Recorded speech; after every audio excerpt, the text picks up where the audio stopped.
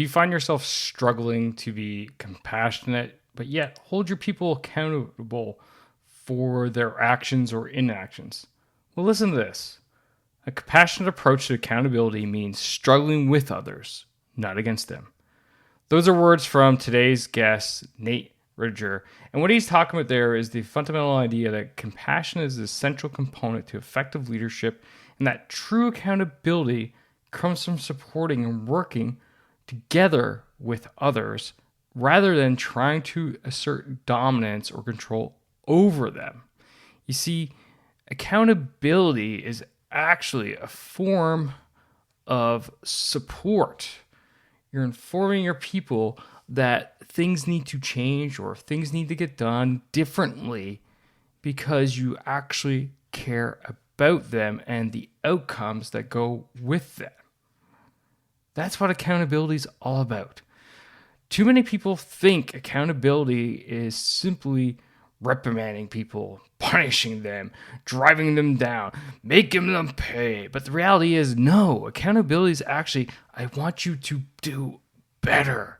I want us to do better. And that is what you're going to get out of today's show. We have repeat guest on today. That is Dr. Nate Regier.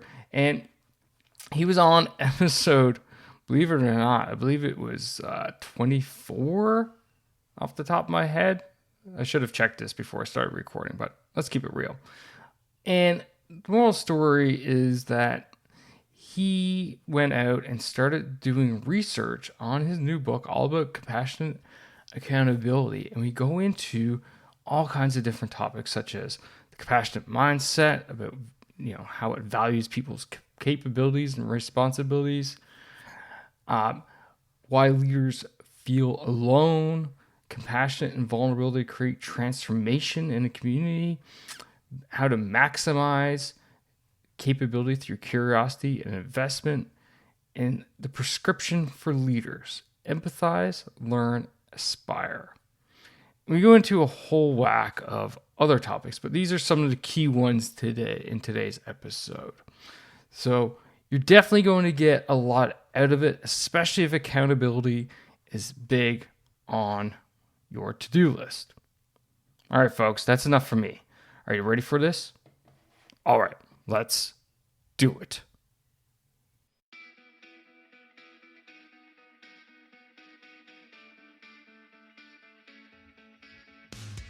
Welcome one, welcome all to the Peak Performance Leadership Podcast, a weekly podcast series dedicated to helping you hit peak performance across the three domains of leadership. Those being leading yourself, leading your team, and leading your organization. This podcast couples my 20 years of military experience as a senior Canadian Army officer with world-class guests to bring you the most complete podcast of leadership going. And for more, feel free to check out our website at movingforwardleadership.com. And with that, let's get to the show.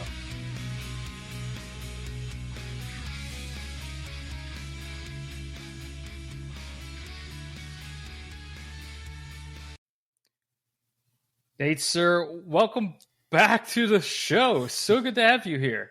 Scott, it is great to be here. It's been a minute, and I'm so glad to be back with you. A minute. It's been on now. Let me do the math here. 214 episodes since you were on the show. You were just finding your stride 16. Before. You were finding your stride before, and now you're really humming. So I'm glad to be part of this. For the listener, Nate was on the show way back, episode 59, when I was really first truly starting, to be honest, really getting going. So thanks for coming back. Yeah, you bet. It's good to be here. So before we had you on, and we were talking about using conflict for good. And by the way, for the listener out there, if you want to check out that episode, it's easy. Just go to leaddon'tboss.com/59, and you'll be able to listen to that episode right there, which is a great episode, actually. It was an interesting topic, conflict for good. But now today we're talking about compassionate accountability. How do we get there? Yes. Well, We pioneered this concept probably 8 years ago, the concept of compassionate accountability, back when nobody was putting those two words together. And actually, the book we talked about on episode 59, Conflict Without Casualties, the subtitle said it was a field guide for leading with compassionate accountability. And so we were already talking about it back then, but we hadn't really elevated it to a real framework with real tangible stuff and practical tools that people could use. And we have so much more experience now. So it's hit the mainstream, and man, we need to be talking about it. So this is interesting. So what is compassionate accountability? Because I talk about accountability often on the show and how important it is. But from your standpoint, I'd love to know what the compassionate aspect of it is. Well, I'll tell you what it's not. It's not tough love. It's not radical candor or, oh, we're going to have another tough conversation. And it's not just accountability while you're being nice. All of those represent an effort to act like compassion and accountability are somehow opposites. Like, oh, you can be kind and nice to people and altruistic, or you can get results, but sometimes you have to choose. And what we're saying is, no, you don't, because compassion, by its very definition and nature, actually already includes accountability. You can't even have compassion without it. So the big concept is compassionate accountability is a thing. It's not just a modifier. And that's I think, where the breakthrough happens. I like that. It's not tough love aspect of it, because I think that's kind of what initially people would think about it, right? So with like compassion, accountability, you almost need to have, a certain type of mindset for it to be, to be affecting this. Would you not agree? I think you do. And we've been studying mindset for a long time, and it's popular. There's Carol Dweck's growth mindset. There's a lot of mindsets, but we've been studying what is the mindset in order to be able to live out the kind of compassion that we're talking about here that includes accountability. And I think it starts with a better definition of compassion. And there's so many myths out there about what compassion is. Some people think it's just being kind. Some people think it's pure altruism. You're going to go take away everybody's suffering. We're going to, help people. But compassion, what we've come to realize is compassion is the practice of demonstrating that people are valuable, capable, and responsible in every interaction. Not just being nice, but we have to acknowledge and act as though people are valuable and capable and responsible. And when you put all three of those together, that's a whole different mindset about what kind of a relationship we're getting into with people. And so for us, the compassion mindset comes from this recognition that this is how we need to treat people. So it goes beyond just, the incident, of, a one-time thing or something occurs, but rather, from what I'm hearing from you, this is a mindset that carries on throughout. It's you show up in the morning and when you leave at the end of the day and carry on into the night. One of my favorite compassionate accountability people is Doug Conant, and he's the guy that's well known for turning around the Campbell Soup Company when it was failing. And he had the saying called being, I'm going to be tenderhearted with people, but tough-minded on standards. And he got rid of like 330 out of 370 leaders when he joined. But it was because he wanted to build a place where we could equally show that compassion and accountability. And it was a mindset. It's not just a one-time thing. It's every single interaction that we have with people. How are we affirming the value, the capability, and the responsibility of both parties in the interaction? So he was famous for saying the action is in the interaction. So you're right. It's in the smallest interactions, and it's not just about a one-time thing. It's about a whole philosophy and a whole way of approaching our world and our role as leaders. That's a great example, actually. I don't reference the Campbell Soup one much on the show. Actually, this might be the first time it gets referenced here. But I think it's very fitting, obviously. So you just hit on it. I'd like for us dive a little bit deeper. And how do we go about like instilling this Mm-hmm. in our organizations on a daily basis? Like, as we said, this can't be a one and done. This has to be, Right. bred into the organization, and it has to be truly like believed in. So how do we start doing that? Vice, Yep, clearing absolutely. house.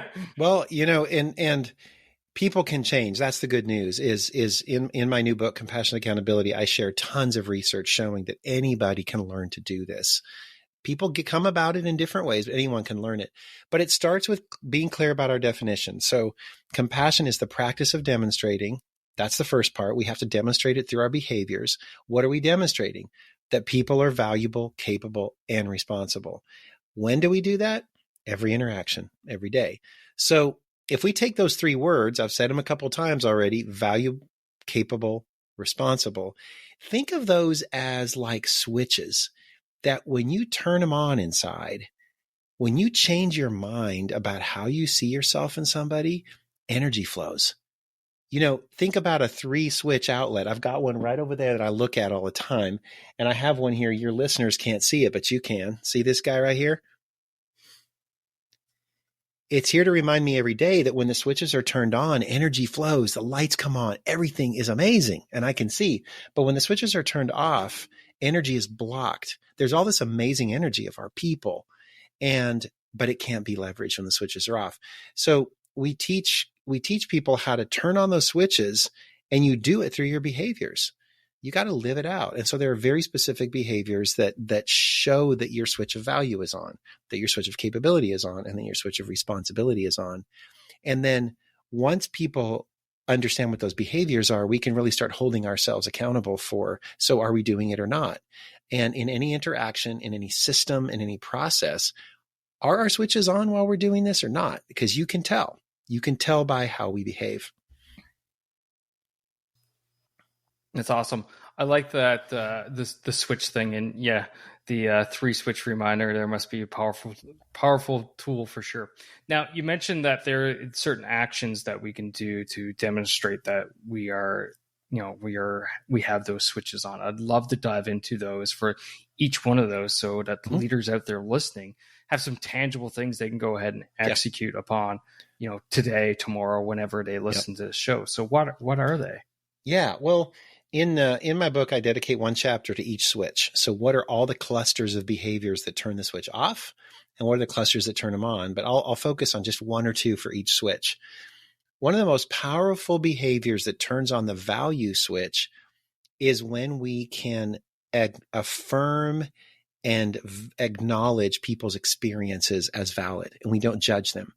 Your feelings, your thoughts, where you come from, what you bring to the party, the way you're experiencing a situation is uniquely yours. And psychological safety is founded on being able to affirm and value people's experiences as legitimate, even if we can't relate. So what's so important about that is being able to separate the person from the behavior. So you may react differently to a situation than me, and both of our reactions are unique to who we are. They're valuable, and they make us human. We don't need to judge those. Now, what we do about it is a whole nother thing. So we talk about, how do you affirm a person's experiences, even if you can't relate, to show them that you value who they are as a human being? And then how do you separate the person from the behavior? Because we do have to talk about behavior. That's accountability. So that's one core thing that we talk about. And just one other one to turn on the value switch is vulnerability. Leaders are scared of it. They think it's weakness, and it's absolutely the opposite. Vulnerability takes incredible courage, because we're choosing to reveal our feelings, our intentions, our motives, what matters to us, why we get up every day, the things we don't tell anybody, but they're actually driving our behavior. When you choose to share that stuff, it's super vulnerable because you're being transparent. But what you're also doing is saying, I want to connect with you as another human being. And when you show your cards, you really can struggle with another person instead of struggling alone. And so is that kind of what you were looking for, is maybe some specific things we can do to turn on that switch? Absolutely. And I really enjoyed the comment about psychological safety. It's probably one of the things we talk about the most here at the podcast, because it has so many facets and such an impact. and ability to lead ourselves, our teams, and organizations. Now, you mentioned that you dive into, some things that turn the switches on, but I'm also curious about things that turn the switches off, because I have unfortunately learned the hard way and many times on things how not to do. What not to do. So I think that as well could be a valuable lesson for the leaders out there. Well, here's at a macro level. So if compassion means to struggle with, to suffer with, we're in this together, that's what compassion means. Then what is the opposite of struggling with? Because that's when we struggle with people, we have our switches on. We're both valuable. We're both capable. We're both responsible. Let's do this. But there's a couple other ways to struggle. We could struggle against, meaning we turn every situation into a win-lose. I got to win, you lose, or I lose, you win, or it's a contest, or it's an ego battle, or it's a clamoring for resources. Struggling against, our switches are off. We could struggle instead of. Have you ever had someone take your struggle away from you and as a result, you didn't get to learn, you felt incompetent, you felt like they didn't value your capability, you didn't learn anything. They just was like, here, let me show you, or here, let me do it for you. And so when we struggle instead of other people, instead of with them, we undermine their capability, we undermine their ability to learn. And then the third kind of struggle that never ends well is struggling alone. How many leaders out there are struggling? They're afraid of how they appear. They're wanting to impress their constituency. They want that raise. They want to be seen as a caring person. They don't tell anybody. So they just suffer in silence. They never ask for help. They don't tell anybody what's going on. And then they spiral and they start doing all these things that are self-destructive. So when we struggle against instead of or alone, our switches are off and there's no compassion there, and we don't get to really manifest the benefits of compassionate accountability.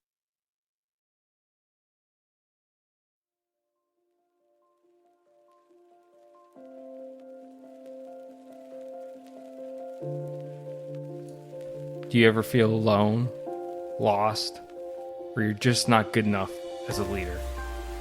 You know what? You're not alone. Many of us struggle with those feelings, especially when we're new to leadership or facing new challenges in our roles. But you don't have to go alone. It's where our Leader Growth Mastermind comes in. Our community is specifically designed for leaders who are looking to grow, develop, and most importantly, thrive. Our weekly curated content, group coaching calls, and a safe and supportive community is where you can connect with other leaders who are facing similar challenges. Whether you're dealing with imposter syndrome, feeling overwhelmed by the demands of leadership, or simply looking to connect with a community of like-minded individuals, the Leader Growth Mastermind is here to support you. So why not join us? Take that first step in becoming the leader you're meant to be. Visit lead.boss.com/mastermind to learn more and sign up and join our community today. Together, we can grow, learn, and achieve our full potential as leaders. And again, that is lead.boss.com/mastermind. Can't wait to see you there. And now, back to the show.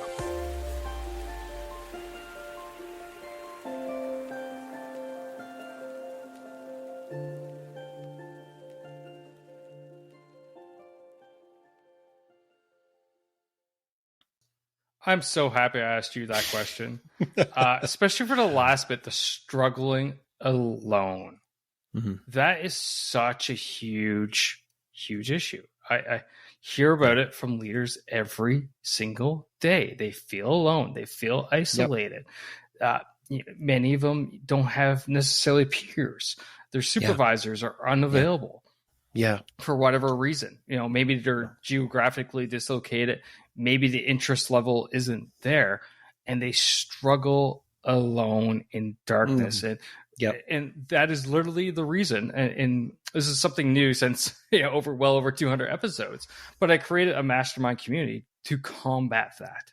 Yes. A community for leaders to come together, and we talk about our struggles together, and we give each other ideas on how to go about getting through those struggles together. So we call it the Leader Growth Mastermind, and we meet weekly. And that's the whole goal, is so that leaders don't feel alone. And for the listener out there, if you're interested in learning more and you're struggling, this, is speaking to you, it behooves you to go to leaddon'tpause.com/mastermind. That link is obviously in the show notes for today's episode as well. Check us out. Come try us out, because I guarantee you, you won't regret it. And I can tell you, one of the members, a lady named Heather, so she's basically a general manager of a company, and she was feeling completely alone, struggling alone.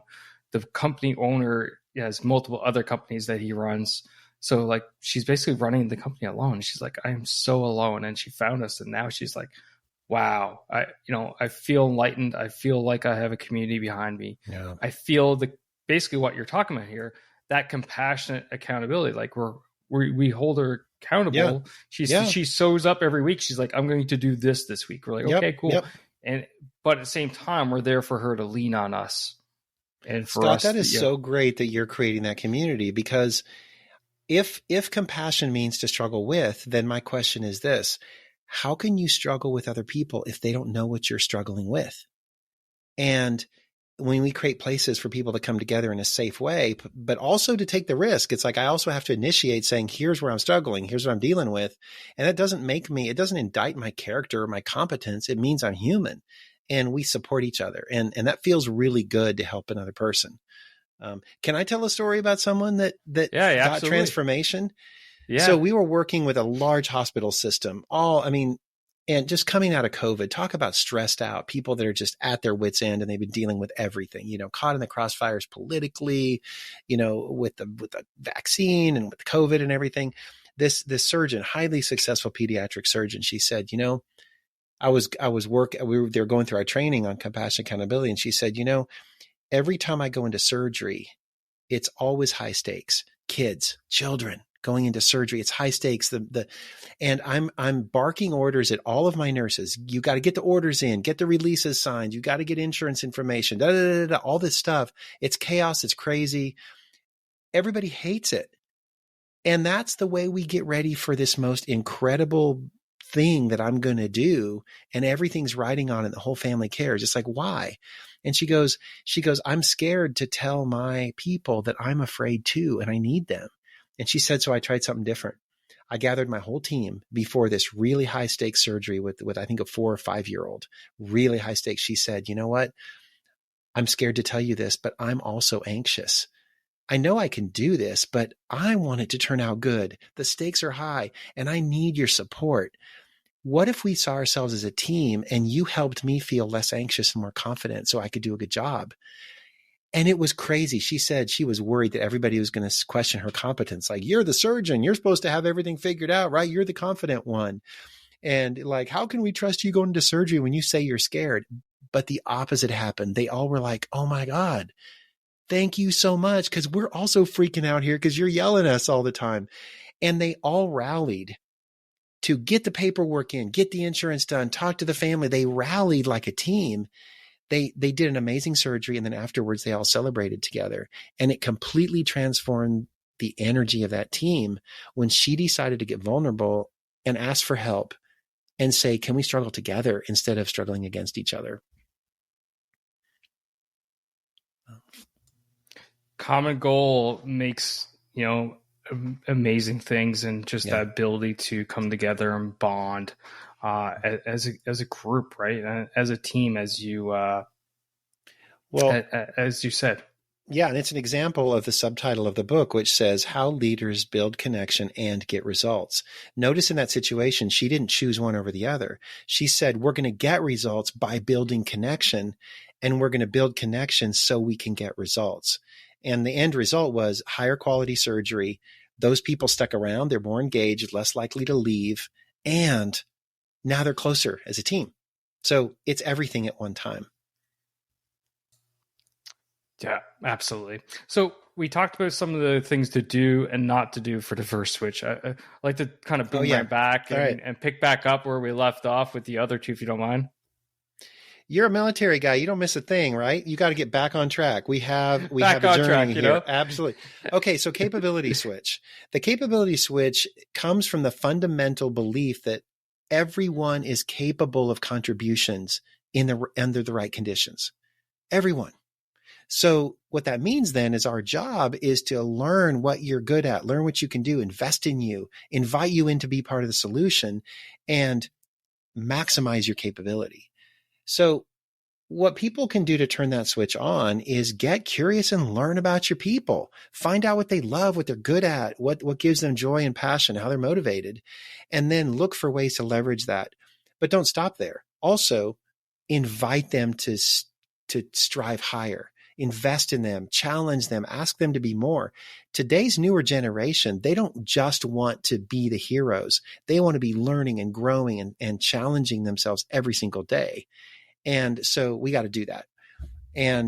But the best way you can turn off the switch is to act like you can do it better, smarter, faster yourself. And that is one of the biggest problems with newly promoted leaders is they were promoted because they're good at what they do. They're nailing it. They're delivering results every single day. So they get promoted and now they try to tell everyone else how to deliver results. And they just keep doing the same thing instead of saying that now you have to help them figure out how to solve problems like you used to. You can't solve it for them because that takes away all the joy, all the fun, all the satisfaction. And so with good intentions, one of the worst things we can do to turn off the capability switch is to rescue people and not be with them in the struggle, but instead try to take it away and show them how to do it or tell them. Don't let them struggle at all. So that's kind of where the capability switch can go on and off. There's a lot of other things, but and one of the worst things we can do to keep the switch off is to try to hoard information because it gives us power, gives us a little bit of control. And that information that we're holding on to is something that could help our teammate thrive. It could help them succeed. It could help them be so much better because we start to believe that my idea is the one that I need to win rather than it's the best idea that should be winning. That's the capability switch in a nutshell. Yeah, no, you nailed it on, the turning off aspect when you mentioned about leaders getting promoted and like, hey, this is how we do it. I know better because I got promoted. And God, I see that in the sales folks so much. Someone comes from a sales, it was like, oh, the top salesperson, let's promote them and make them the sales manager. And then suddenly they're expected to lead the team. And then like, why is the team not performing? I gave them the script. I gave them all the, Right. exactly what I did, blah, blah, blah. Well, congratulations. They're not you. Yeah.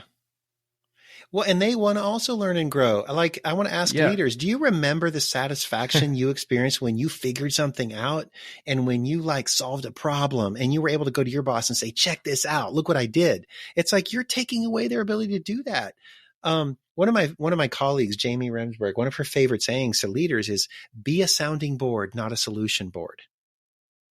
And I think that's absolutely just wonderful advice. 100%. Yeah. I talk to my team.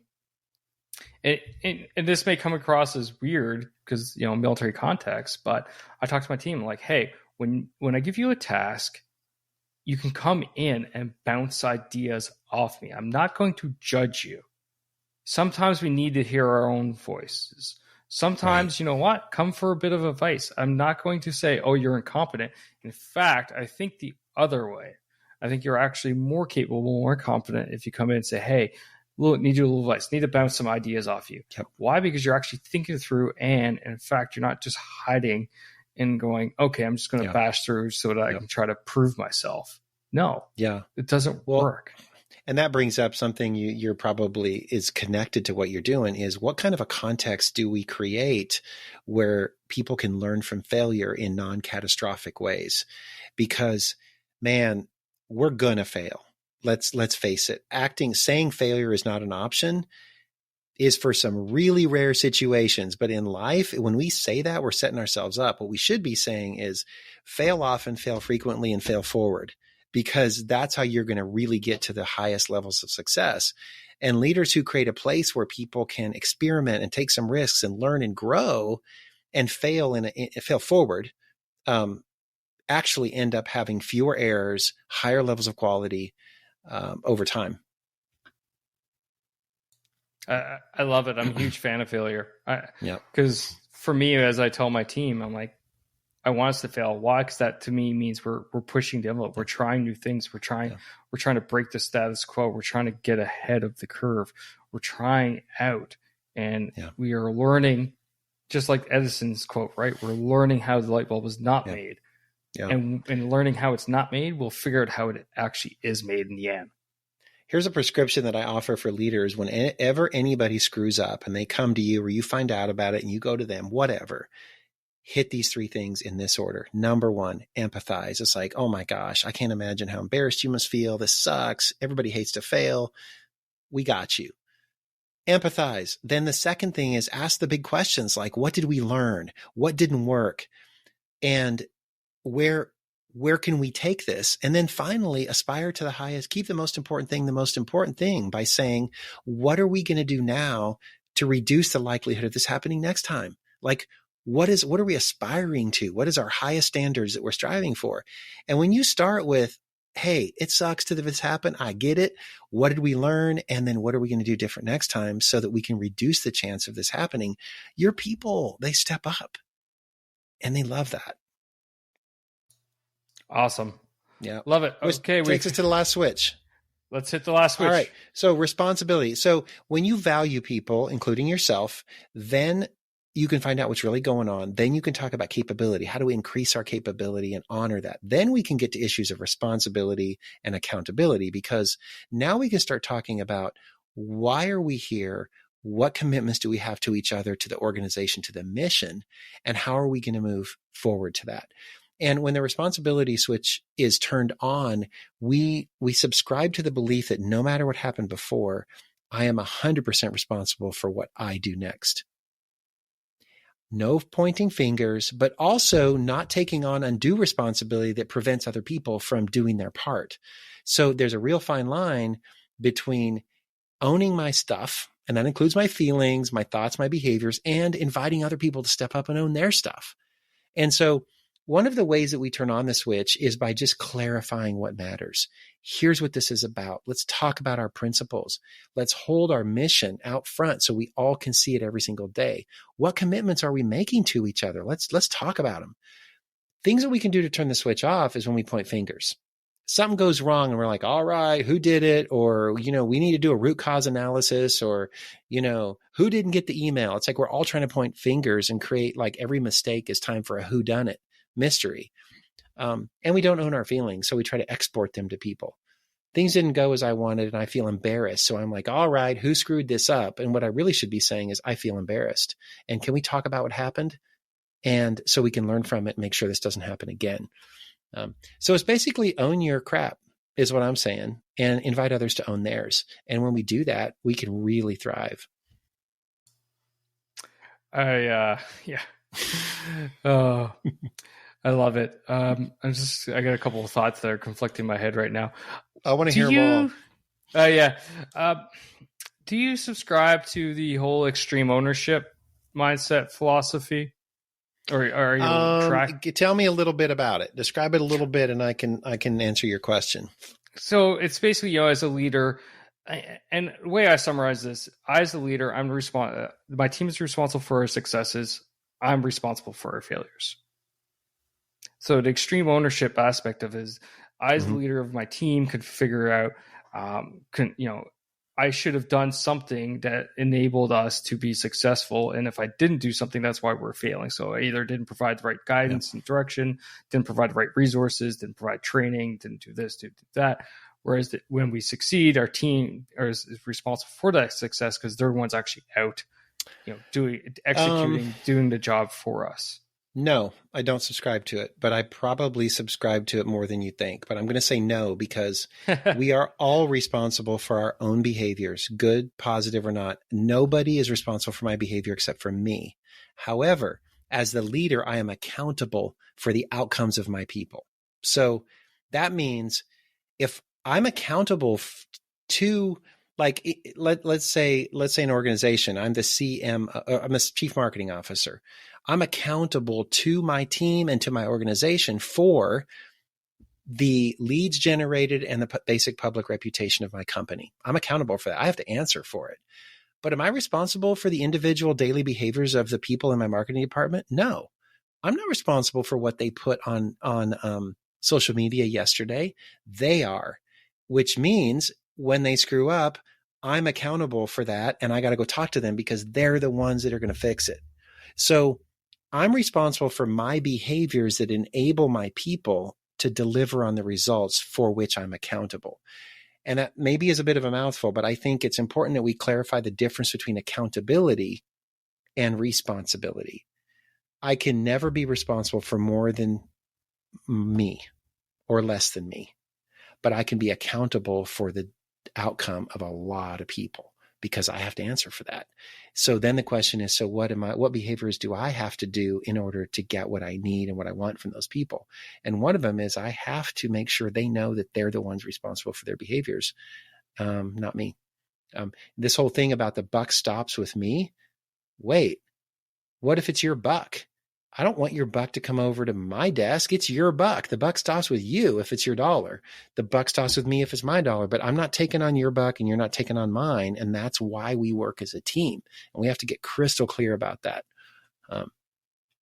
So I don't know, maybe I kicked a goat there or prodded something I shouldn't have, but I don't think ultimately we can succeed if the leader is only going to take responsibility for failures. I liked your response for sure, because you definitely highlighted something that I think gets a little bit misunderstood, misconstrued, and it's a fine line, the difference between responsibility and accountability, and not necessarily everyone understands that. And I actually did a podcast episode, solo one, about not too long ago, actually, about accountabilities and responsibilities, and then the third aspect, which was authority. So this was all drawn out from a situation from a member of our free Facebook group who was being held accountable for and had some responsibilities, but she had no authority to actually execute fixing the problem. Right. Right. I'm like, well, if you're, you have responsibilities and you're being held accountable for the actions of some of your team members, but you have no authorities to fix it, this is completely out of whack. Like, you have to have those whacked out. And we work with leaders all the time that are in what my friend Amy Baylog calls this purgatory of the no win, no way out middle management, where you have so much responsibility put on you, but very little authority or control to actually make it happen. We work with people in that purgatory, and it's really interesting when we start saying, let's back up the bus. Let's focus on what you actually can control. And there's only three things: your feelings, your thoughts, your behaviors. You can't control the outcome of them. You can't control what other people do. You can only control what you do next. And so let's focus on that. And when we stop worrying about controlling what everyone else does and start focusing on having our three switches on, it really gets down to what Wayne Dyer said, which is when you change the way you look at things, the things you look at change. But when you change the things you're looking at first, you never make any progress. It has to start in here. Nate, that's a fantastic way to slowly wrap this show up. I appreciate you, my friend. I appreciate your words and your wisdom, of course. Before we do wrap up, I still got the last couple questions for you. Don't know if you remember these or not, but let's see. So the first question is the question I ask all the guests here at the Peak Performance Leadership Podcast, and that is, according to you, Nate, what makes a great leader? A great leader is a person. First, anyone can be a leader, because leadership is not a position. It is an activity. So what makes a great leader is the ability to leverage diversity towards a shared goal. Diversity is part of the universe. It's a wonderful thing.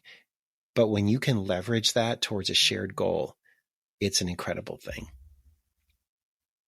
Love it. That's awesome. And a follow-up question of the show: how can people find you, follow you, be part of your journey, grab a copy of the book? It's all about you now. Yeah. Compassionate Accountability, How Leaders Build Connection and Get Results is available at compassionateaccountabilitybook.com. From there, you can go anywhere. Free resources, opportunities to get a whole bunch of cool stuff from us, including up to a free keynote from me if you buy a bunch of books at the same time. And it launches on July 11 of 23. And so now's the time to pre-order. Awesome. And for you, the listeners, always, it's easy. Just go to leaddon'tboss.com/265. And the links are there in the show notes. So, Nate, sir, thank you again for coming out and taking time out of your schedule, talking to me again, talking to the audience again. It's great to have you back on the show. Scott, thank you so much. I really, really appreciate and admire the perspective you bring from your from all the different areas of your life. And thanks for having me on.